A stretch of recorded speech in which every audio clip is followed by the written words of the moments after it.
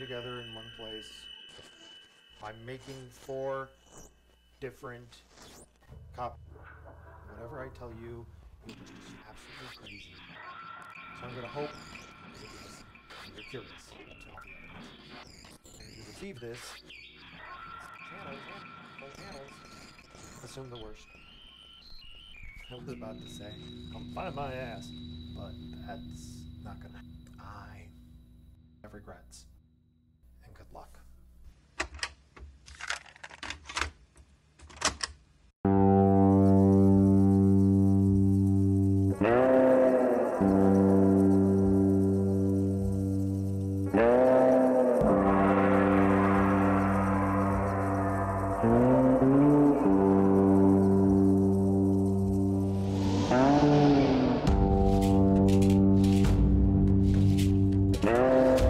So either you have the correct matrix that allows you to decode the order that these logs are in, or you just happen to get lucky and stumble across this tape. How many tapes have you listened to so far, I wonder? So you know, if you are the intended recipient, you should have no problem figuring this out. If you manage to torture the hell out of me and get me to crack, congratulations! You may have the right box of cassettes. Or you might have one of the decoys filled with just enough truth to get you to believe it and just enough lies to get you killed. Oh, I made 4 different copies, but each one is a little bit different, so if you have the wrong matrix for this box, well, maybe you'd be just better off destroying these tapes. Of course you won't. You'll pore over the tapes and discover it's out of order and split up by songs, and it's got dubbing over it, so if you try to use some sort of sorting algorithm, you're going to have all sorts of errors. Nope. The way you're going to figure this out without the matrix is to listen to every single tape end to end. Then you'll have to decode it. Shouldn't take more than 6 months. Year, tops.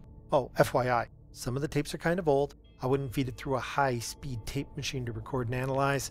A couple of tapes might be itty-bitty brittle vials of certain chemicals that if exposed to air might burst into flames. Not all of them, but enough. So if you're one of the ones I made the tapes for, get to work. If you got it by other means, I hope you die screaming.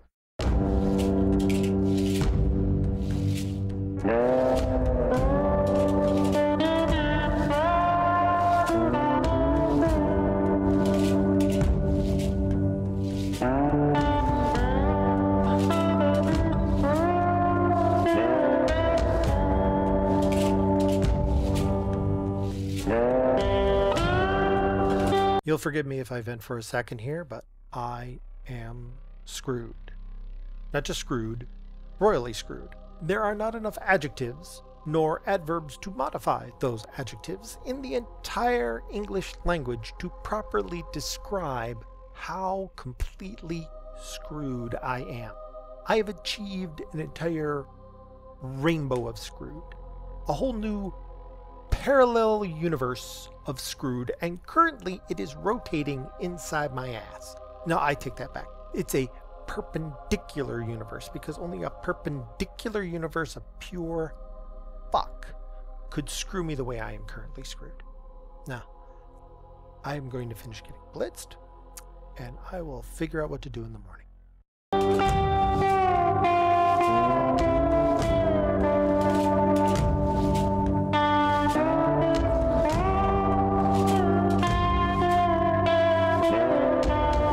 I pray to a God I do not believe in for a death that will not come. Holy crap, this is the worst hangover ever. Just crap, crap, crap, crap. Okay, here's what I'm going to do. I'm going to record everything I know. Maybe I can figure a way to get the word out. I am 076JY2P. That is my employee registration number for the U.S. government agency I work for. You don't need to know which one. Either you know which one from my employee number, or you shouldn't know. I was on domestic surveillance, and I used the term domestic in the loosest possible way when I got pulled and sent on a search and rescue. The job was simple. Go into Gallowtree undercover, get a job, find out what happened to the previous 5 agents they sent in, and if possible, get them out. I thought something was wrong. The files all looked like important bits were missing. The reports were contradictory. I kept thinking to myself back to the psyops we used to run. We'd keep making up crazy stories to hide the real story. So I told them I'm going with nothing. Nothing that could tip them off. I'd already been a voice actor. I'd been undercover for, 2 years at that point? So we'd just drum up some legal BS trouble as to why I was fleeing the country, and into Gallowtree I'd go. I'd act like a flake and see what I could turn up. Well, it worked in a fashion, until I noticed that Gallowtree has a great deal more technology than I imagined. Beginning to think those rumors of the English running their own version of Area 51 is... The dust and the wind carry weight of the sins of your father and his kin since the world did begin. The ease and the breeze had them begging on their... We detected some sort of pattern. The guys down in codes have been playing around with all that data we get off the internet, running some sort of data sorting algorithm to point out potential terrorists. Strange thing is, it hasn't been picking up terrorists. It's been picking up and predicting the stock market with shocking accuracy. They've dubbed it Midas Delphi. It has become the premier way of funding all these black ops programs that we've been expanding ever since they cut our budget. They keep the laws in place that let us do whatever we want, but they cut the purse strings. Typical political BS. Midas Delphi has been crazy accurate, and it shows some sort of massive shock happening in about a year. No matter how they tweak the data, Hoboken is going to send the country's stock market tumbling into freefall. When we try to figure out how, the winners in all of this keep coming back to the same person, Miss Lorna X, who we know nothing about. She's the mayor of Gallowtree and does not exist. In fact, neither of them should exist. Somehow this... Let me back it up. Do you know how they keep talking about various parts of the UK seceding? Scotland just had its vote. That one, yeah. They somehow managed to convince the House of Lords that they needed to, get this, have a dry run.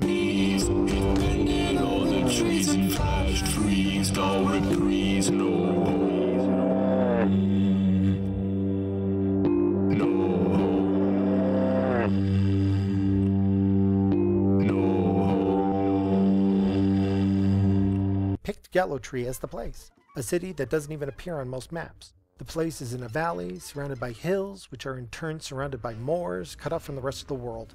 I'm not even sure if the road is open year-round. So this quaint little town just happens to be its own little sovereign city-state. Sort of like how Native American territory is both part and not part of the United States.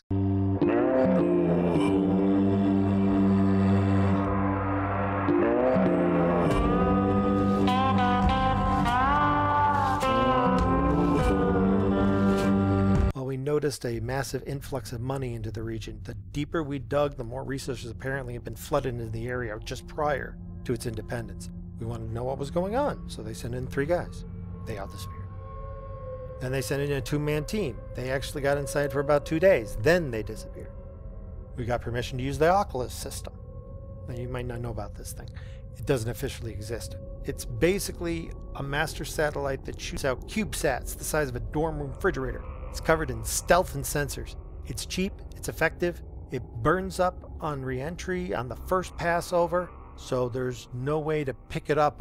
Most of the time you pick up a satellite because it passes repeatedly. This acts like a meteorite. You vary the angles of approach, you send it out from different directions, the target never knows that we're even skimming the top of their air envelope. We can read 8-point font through your window on a cloudy day. Except we couldn't see Jack in Gallowtree. Dust storm. Goddamn dust storm. It happened right after an earthquake in the area. It obscured all the pictures, same day. What a coincidence. Except my boss doesn't believe in coincidences, especially since it's the middle of England where they don't have dust storms.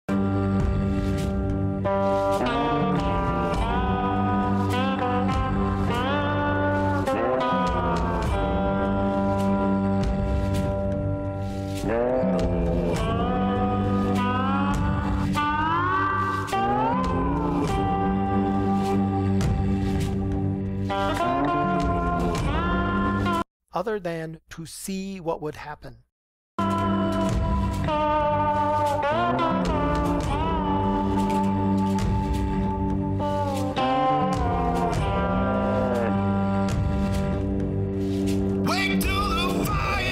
We can't get approval to use it again.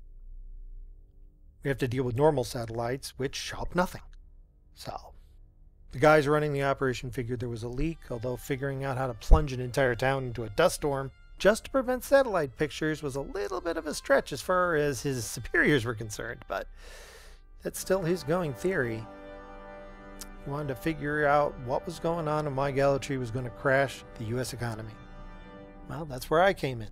I'd already been on long-term deep cover, so it was assumed nobody would know what the hell was up, who I was, anything.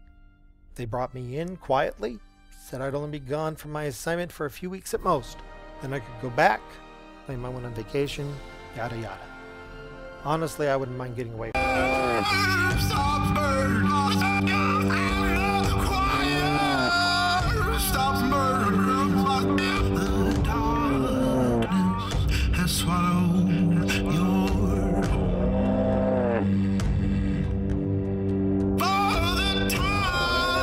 I said the only way I'd do it was a dead drop. I wanted my contact to be somebody I knew but didn't know me. I go in, I look around, I try and find the missing 5 guys, I leave. Simple.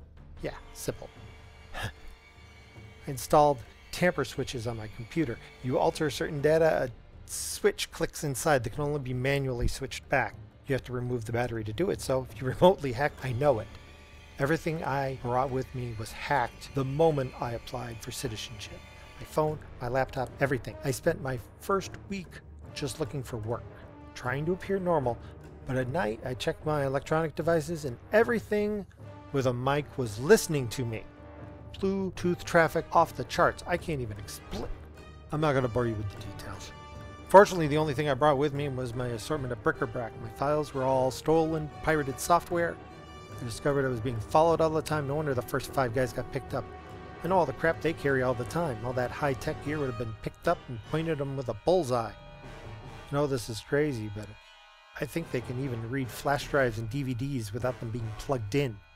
I had this very strange conversation that included the person I talked to alluded to my collections that were of a questionable nature, and they said information would remain private as long as I didn't cause trouble. Which is very strange because the blackmail they are talking about was part of my cover story and still in the shrink wrap. So unless they happen to steal the DVDs, copy them, use the same color shrink wrap and put it back exactly where I did in the secret compartment in my luggage, the only answer is they figured out how to read DVDs without playing them. I'll explain in detail later, but I believe this town, for all its rustic charm, is some sort of high-tech think tank. There are signs of next-level cutting-edge tech everywhere, right next to rusting crap and bumbling police officers. I think they had an actual goddamn working AI. AI. It monitors. If it's got a computer chip, it's watching it. I swear that Furby I take around as part of my cover has somehow been searching my apartment. It's moved. I don't know how. I have discovered something, however. Whatever it is, it can't read analog, vinyl, and cassette tapes right out. Fortunately, I'm supposed to be some artsy, fartsy, whimsical artiste, so I use vinyl because it sounds warmer. So my massive collection of cassette tapes doesn't raise many eyebrows. I think they might have been searched, but none were missing. I have a modified tape recorder, an old one that I used with my grandfather's TSR-80 Model 3. I used to use it for loading and unloading programs. The tape recorder is over 30 years old, and I'm not sure if it even uses transistors. But it survived being on the bottom of a flooded basement for a week, so it can take anything. Ever since then, I had to be careful because it'll record over anything, including tapes that have the tabs broken. Crap. I'll record my other word if I die.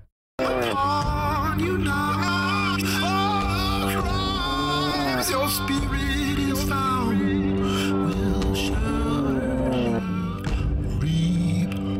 They deliberately seceded a small city in the middle of the UK for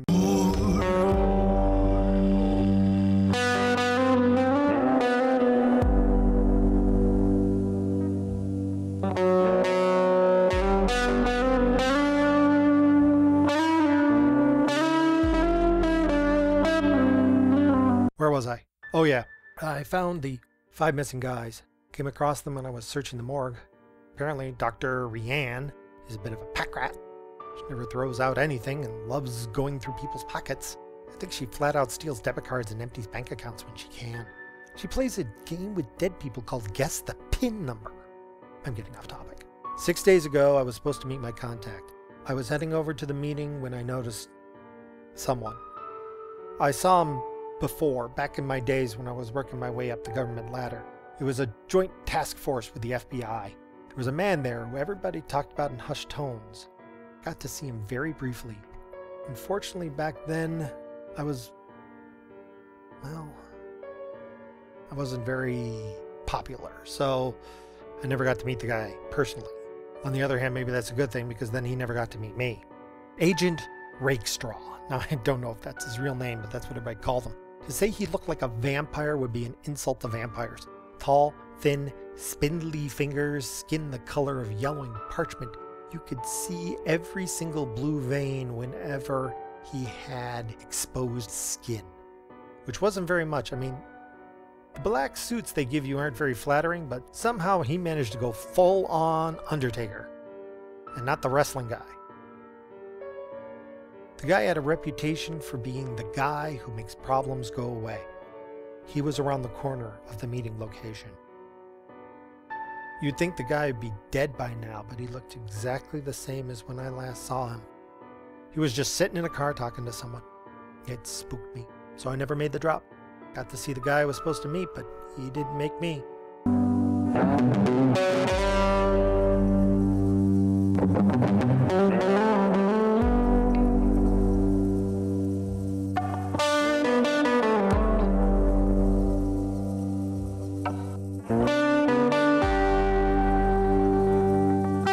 Here's the thing. McCullen is way out of his jurisdiction.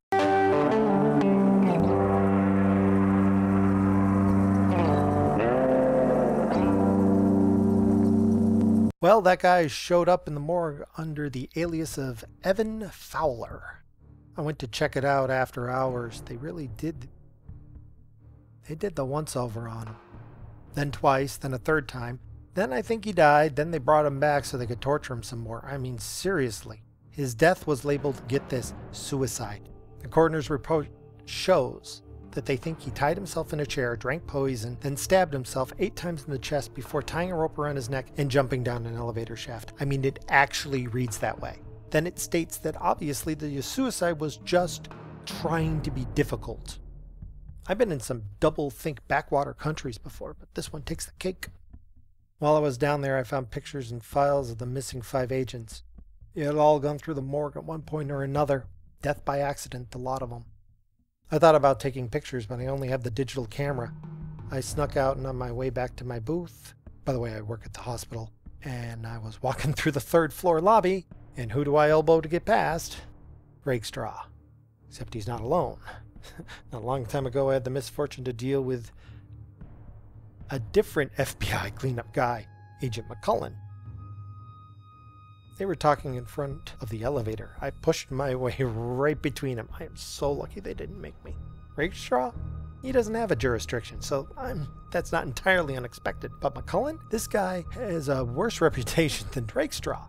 He's the only FBI agent who has closed every case he's been given within 48 hours. Usually, that's by covering up evidence, intimidating witnesses, and finding somebody to frame for the crime.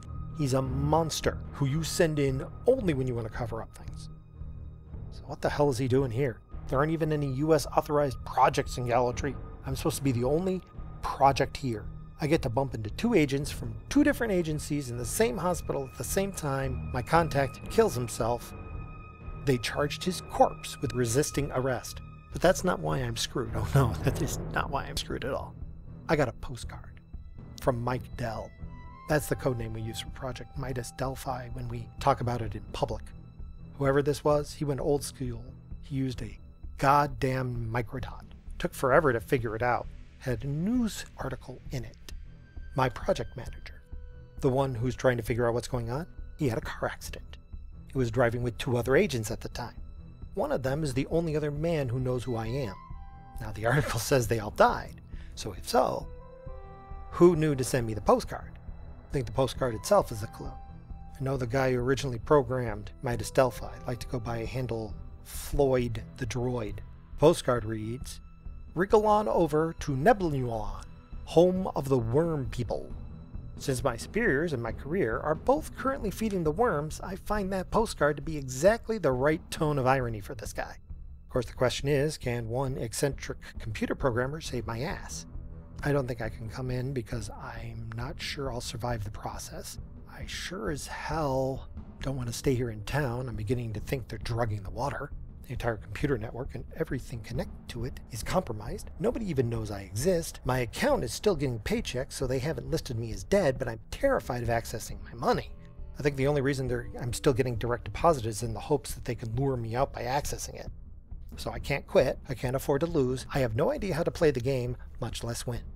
So that's where I'm at. Something horrible is about to happen in about a year, and it seems like multiple groups with different agendas have all found common cause to do something. So I'm making these tapes, recording my audience evidence in hopes that at some point I can get it to somebody who knows what to do. Crap. I found a room that acts as a Faraday cage, but I'm out of time.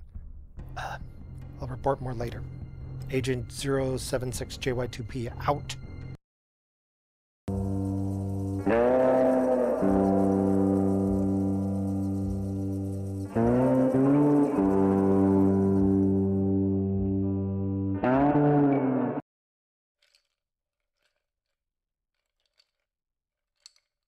Apparently,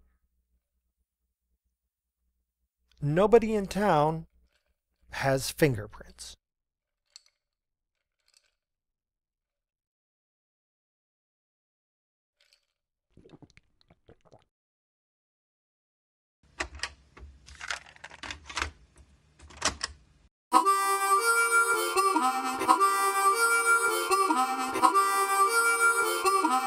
Box of Cassettes is based on Adam Aardvark and Max Black.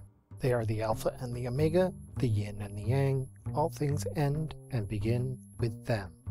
Plus, they make a pretty cool podcast called Gallowtree Radio. You should check it out. The music this week was by Callah and was called No Home. The audio drama is written, produced, and voiced by me.